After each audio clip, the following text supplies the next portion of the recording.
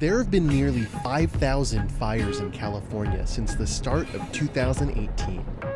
The fire season has been dominating the news. This has turned into another record-setting fire season. Now the largest in state history. Really, there's no end in sight. It's hot, it's dry, it's windy. Just about everything on the ground is flammable. But there's one thing that's consistently making wildfires in California worse and worse and worse. Us. At this point, even calling them wildfires might be a misnomer, because most of them are not natural. Humans are responsible for starting a whopping 84% of them. The Northern California car fire, for example, was started by sparks from a car tire's rim. And in Southern California, the Holy Fire, just outside of LA, started after a suspected arson. These are just two of the fires currently active in the state. So far in 2018, 629,000 acres have burned. That's nearly 3 times as much compared to the same time period in 2017. What makes these fires so dangerous, damaging, and therefore costly is that more human-made infrastructure is getting caught in the flames. This map highlights the parts of California most prone to fires, and it's no surprise that, yeah, that's where these fires are. But compare it to this map, which shows population density growth projections. Put them together and it's clear. California's population is growing out from urban centers directly into the areas at the highest risk for fire. Meanwhile, the state is spending more and more to fight fires each year as more and more people move into areas that put them in harm's way. It's up to all of us to protect and preserve the forests we have. So, since we made this mess worse, what can we do? That's a good job, said Smokey the Bear.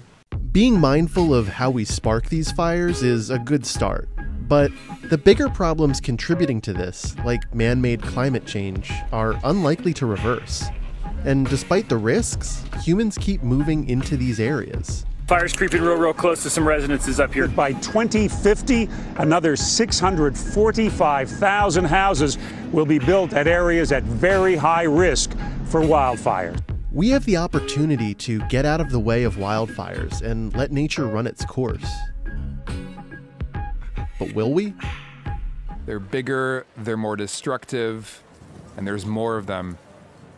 As California emerges from a historic drought, massive wildfires are an increasingly common fact of life, something the fire chief of Los Angeles recently acknowledged. This is the 6th year of 7 years of drought here in this region. So our firefighters have been facing some extreme, tough fire conditions that they said that they've never seen in their life. A recent report from the state was blunt. Climate change will make forests more susceptible to extreme wildfires, and the frequency of such large-scale blazes could increase by 50%. Blazes like the Mendocino Complex fire this summer.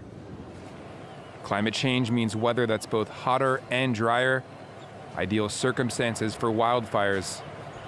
Plants have adjusted to these new conditions, with species that are more flammable taking root. Trees and shrubs are thirstier too, depriving the soil for much-needed moisture that can help fight flames.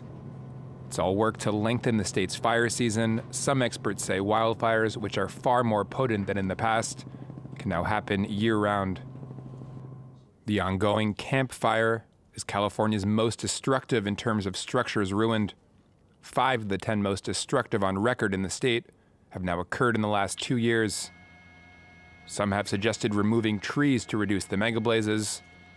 For now, firefighters are focused on tackling the more immediate problem, while residents can only hope to avert the worst.